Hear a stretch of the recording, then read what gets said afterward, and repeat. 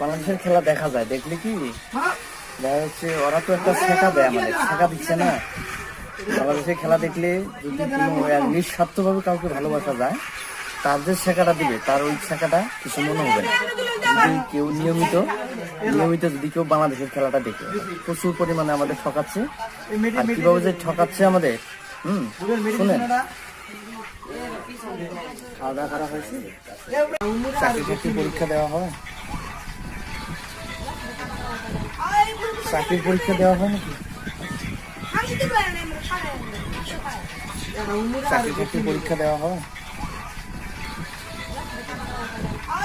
চাকরির পরীক্ষা দেওয়া হয় নাকি?